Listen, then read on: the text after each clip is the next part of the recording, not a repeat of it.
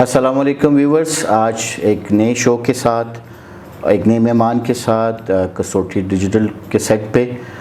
जैसा कि आपको पता है कि इस शो के थ्रू हम उन तमाम नॉन मुस्लिम पाकिस्तानियों का तारफ़ करवाते हैं जिन्होंने न सिर्फ पाकिस्तान की तरक्की में बल्कि आइंदा आने वाले फ्यूचर में अहम रोल अदा करना है। उसमें ख़वातीन भी शामिल हैं, उनमें बच्चे भी हैं, उनमें प्लेयर्स भी हैं और उनमें बहुत सारे ऐसे उस्ताद हैं जिनकी वजह से इस मुल्क में तरक्की का रुझान पैदा होगा।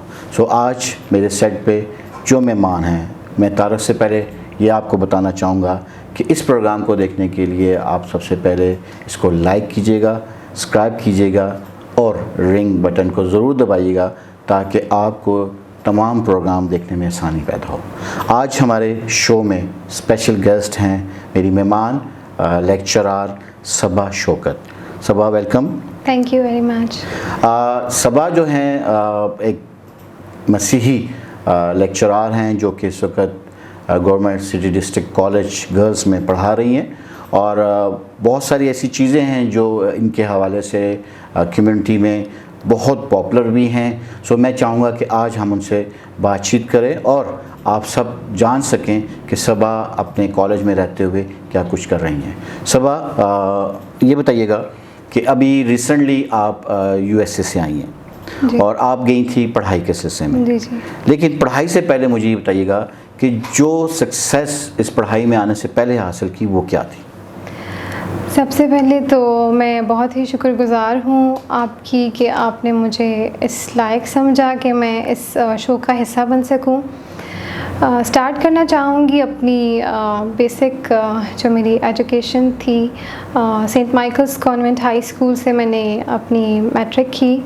उसके बाद एफएससी प्री मेडिकल किया मैंने जिन्ना कॉलेज फॉर वुमेन पेशावर से और प्री मेडिकल में जाने का मकसद मेरा डॉक्टर बनना नहीं था। स्टार्ट से सोचा हुआ था कि किसी साइंस सब्जेक्ट में मास्टर्स करूँगी और जो सोचा था वो ये था कि केमिस्ट्री में करूँगी और जिन्ना में ही फिर मैंने बीएससी में एडमिशन भी ले लिया और उसमें ये था कि केमिस्ट्री का सोचा हुआ था और बहुत अच्छी तैयारी की जब मेरे थर्ड ईयर के एग्ज़ाम्स चल रहे थे और उसमें मेरा केमिस्ट्री का ही पेपर था जो कि बहुत बुरा हो गया। ऐसा नहीं था कि मैंने तैयारी अच्छी नहीं की थी, बहुत ज़्यादा अच्छी तैयारी की थी उस पेपर की, लेकिन समटाइम्स परफॉर्मेंस एंग्जाइटी होती है आपको, तो उस पेपर में वो हुआ मेरे साथ और मैं अच्छा परफॉर्म नहीं कर पाई। 2 क्वेश्चंस मेरे से ठीक नहीं हुए और मैं जो है वो बहुत स्ट्रेस में वापस आई घर और मेरी मदर ने मुझसे जब पूछा कि बेटा पेपर कैसा हुआ है तो मेरे आंसू बस गिर रहे थे और वो फर्स्ट टाइम लाइफ में मुझे पता चला कि आपको डिप्रेशन जो है वो उस जब होता है तो क्या फ़ील होता है। मुझे बहुत बुरा डिप्रेशन हुआ फर्स्ट टाइम तब और मैंने कहा कि मेरे तो केमिस्ट्री में मार्क्स कम आएंगे तो आगे कंपटीशन बहुत है तो केमिस्ट्री डिपार्टमेंट में मेरा एडमिशन नहीं होगा। उसका स्ट्रेस बहुत ज़्यादा था, मैं मज़ीद जो आगे आने वाले पेपर्स थे उन पे फोकस नहीं कर पाई। बुक सामने मेरी नेक्स्ट पेपर की होती थी और मुझे पिछला पेपर याद आता था और मैं रोना शुरू कर देती थी और फिर यूँ हुआ कि उसकी वजह से मुझे माइग्रेन स्टार्ट हो गया। मैं बहुत सवेयर वो साल मेरे लिए आई स्टिल रिमेंबर कि वो बहुत टफ़ टाइम था, बट वही एक जो साल था मेरे लिए वो एक आई वुड से कि टर्निंग पॉइंट साबित हुआ।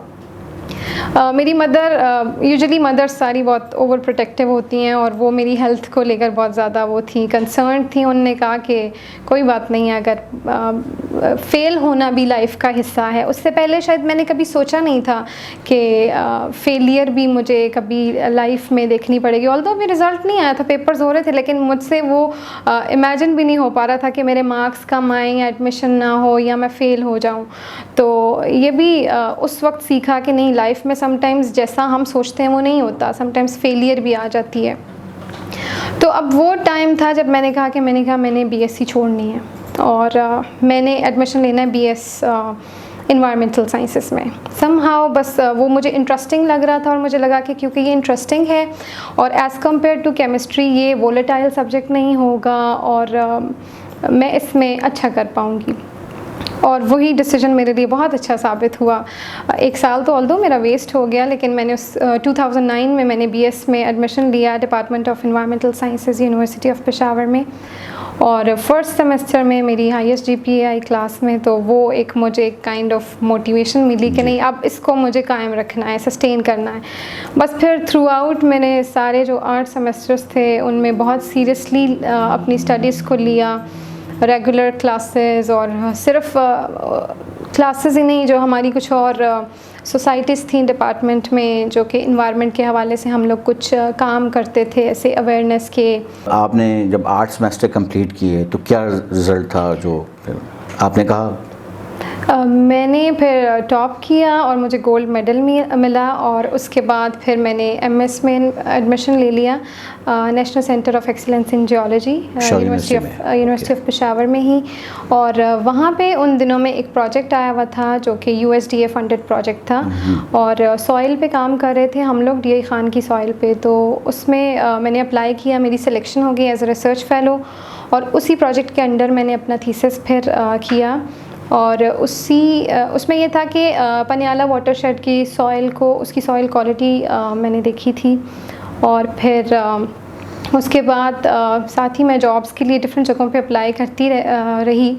और in the mean while MS complete करने के बाद 1 साल तक मैं जब अपना थीसिस राइट अप और वो सब कुछ करी थी, तो उसके बाद जॉब के लिए मैंने अप्लाई किया हुआ था इसी कॉलेज में जिसमें अभी मैं हूँ एज लेक्चरर सर्व कर रही हूँ।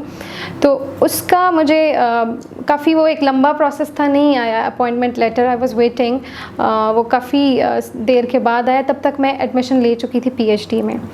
और क्योंकि वो हमेशा से सोचा हुआ था कि ये ड्रीम है और ये मुझे PhD करनी है, तो डिपार्टमेंट ऑफ एनवायरमेंटल साइंसेज में एडमिशन ले लिया 2017 में।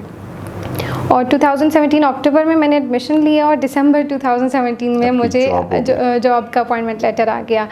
तो दोनों साथ साथ चलते रहे, और अभी PhD मेरी कंप्लीट नहीं हुई है स्टिल, ऑल्दो मेरा जो रिसर्च वर्क है, लैब वर्क, इट्स कंप्लीटेड, और अभी मैं अपना थीसिस राइट अप और मैन्युस्क्रिप्ट राइटिंग कर रही हूँ। ये बताइएगा हमारे व्यूअर्स को कि आप USA किस लिए गई थी?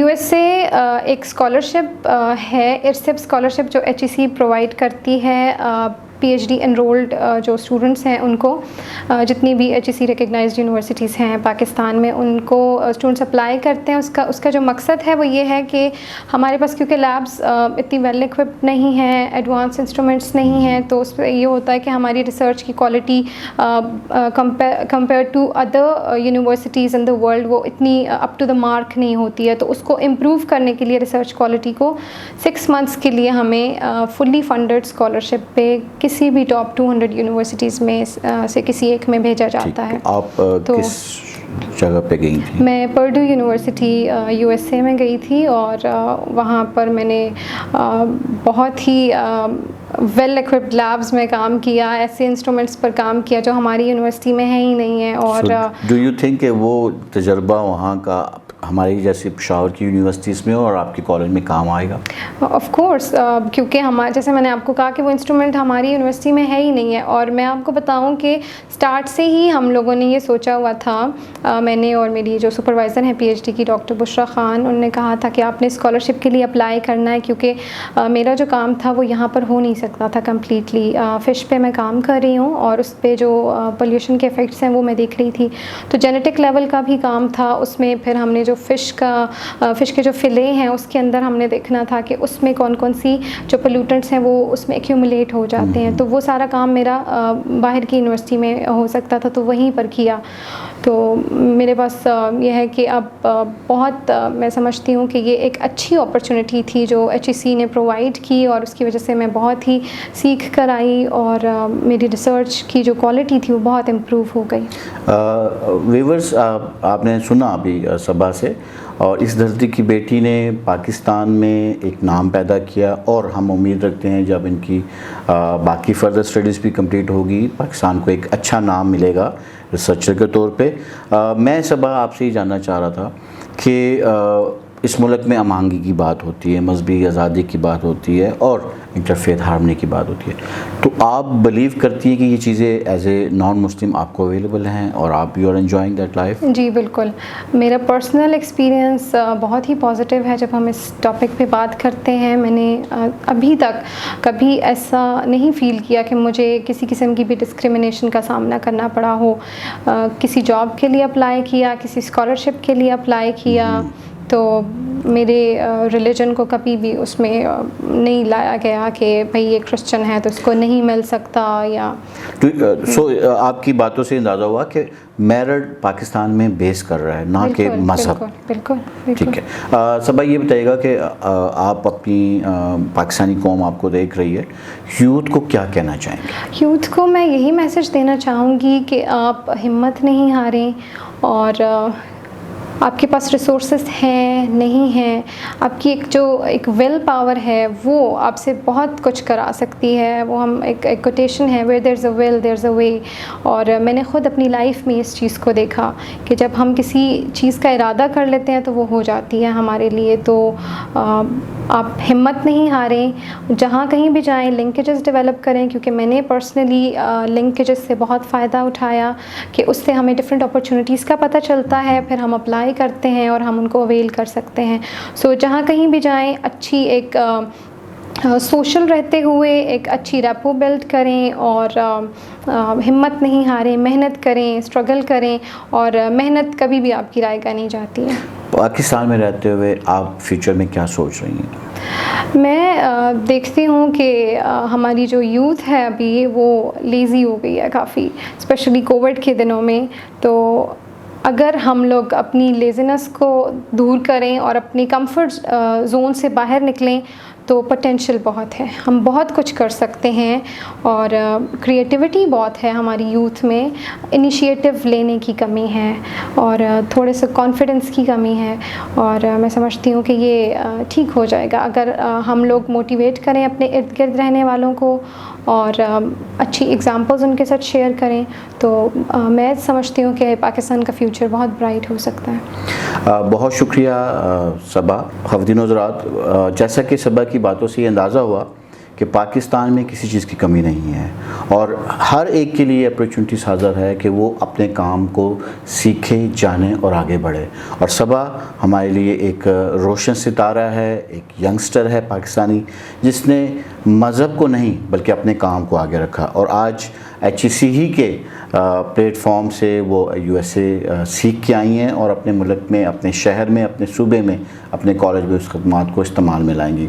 मैं देखने वालों को ये कहूँगा कि पाकिस्तान जैसा मुल्क किसी के पास नहीं है। पाकिस्तान में जो अमहंगी है, पाकिस्तान में जो इंटरफेथ हार्मनी की बात है, मेरा ख्याल है वो सिर्फ कही नहीं जाती, उसको पूरा भी किया जाता है। सो इस पैगाम के साथ कि पाकिस्तान हमेशा कायम व दायम रहेगा, हम सबको मिलकर इस पाकिस्तान की तरक्की में अपना हिस्सा डालना है जैसे कि सबा डाल रही है। बहुत शुक्रिया। खुदा हाफिज़।